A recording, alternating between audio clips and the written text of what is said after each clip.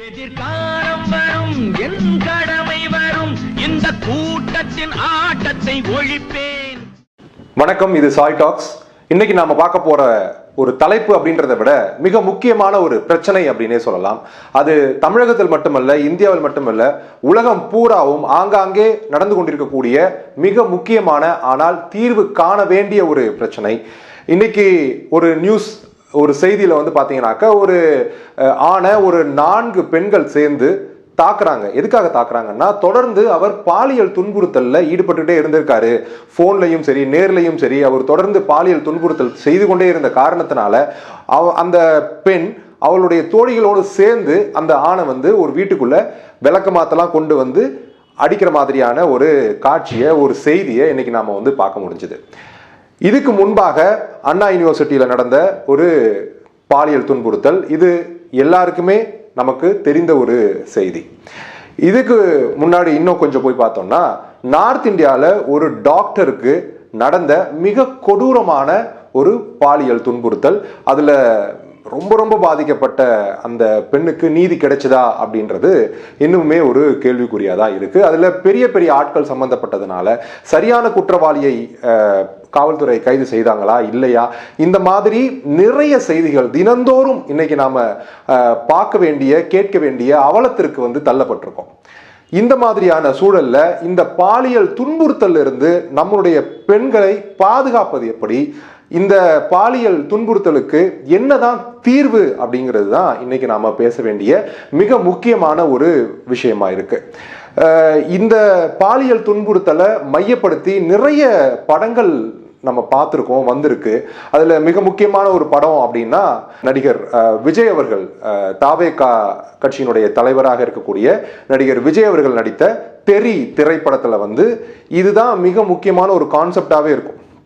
ஒரு ஐடியில் வேலை பார்க்கக்கூடிய ஒரு பெண், அவ பாலியல் துன்புறுத்தலுக்கு ஆளாக்கப்படுறா, அவ கொடூரமா தாக்கப்படுறா. ஒரு 4 ஆண்கள் சேர்ந்து அதுல அவ இறந்தும் போறா. அவளுடைய அப்பா வந்து டெப்டி கமிஷனராக இருக்கக்கூடிய விஜய் அவர்கள்ட்ட கம்ப்ளைண்ட் கொடுத்து அவர் தனிப்பட்ட முறையில் அதை எடுத்து விசாரிக்கும் பொழுது 24 மணி நேரத்தில் அந்த குற்றவாளியை கண்டுபிடிக்கிறாரு. ஆனால் அந்த குற்றவாளி ஒரு அமைச்சருடைய, ஆளுங்கட்சி அமைச்சருடைய மகனாக இருக்கிறாரு.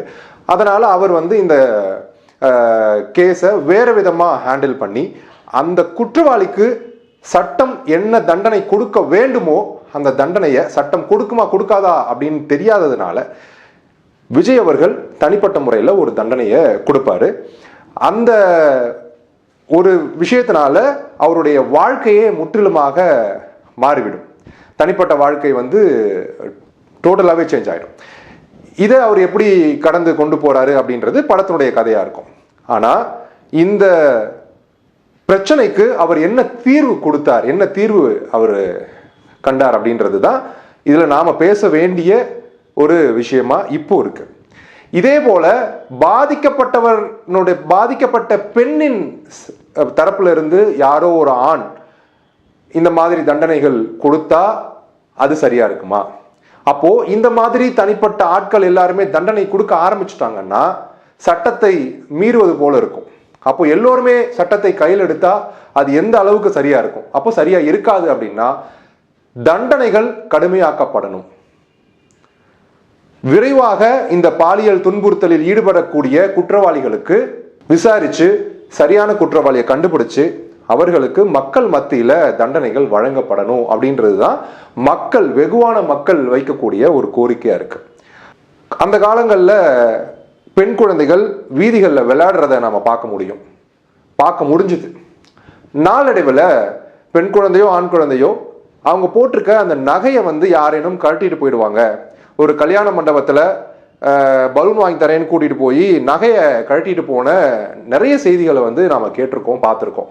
ஆனா இன்னைக்கு காலகட்டத்தில் நகையே இல்லைனாலும் கூட ஒரு பாவாடை சட்டையை போட்டு ஒரு பெண் குழந்தைய தனியா விடுறதுக்கு கூட பயமா இருக்கு. இன்னும் சொல்ல போனா தெரிஞ்சவங்க கிட்ட நம்மளுடைய குழந்தைகளை கொடுக்கறதுக்கு கூட பயமா இருக்கு. ஏன்னா பாலியல் துன்புறுத்தல்களும் சீண்டல்களும் இன்னைக்கு நாளுக்கு நாள் அதிகமாயிட்டே இருக்கிற காரணத்தினால.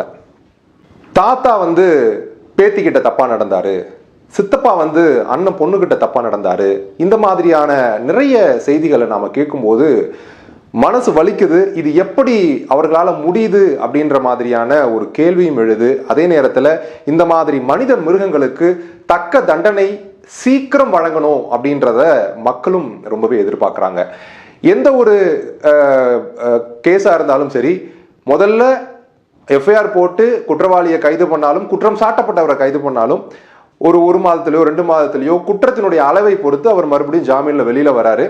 வெளியில இருந்து அவர் கேஸ் நடத்தலாம் அப்படின்றது தான் நம்மளுடைய சட்டம்.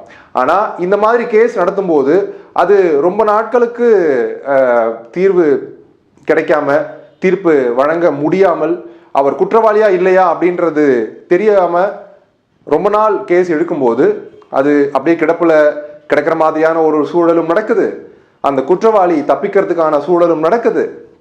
இல்லைன்னா ஏதோ ஒரு காரணத்தினால அந்த குற்றவாளி இயற்கை மரணம் அடையறதுக்கு கூட வாய்ப்பு இருக்கு.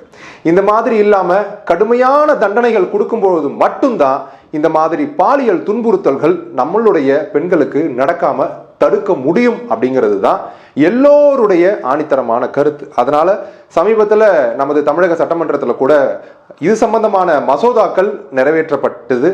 ஸோ அதில் தண்டனைகள் அதிகப்படுத்தப்பட்டுச்சு. ஸோ அந்த தண்டனைகள் போதுமானதாக இருக்கிறதா? அது போதுமா?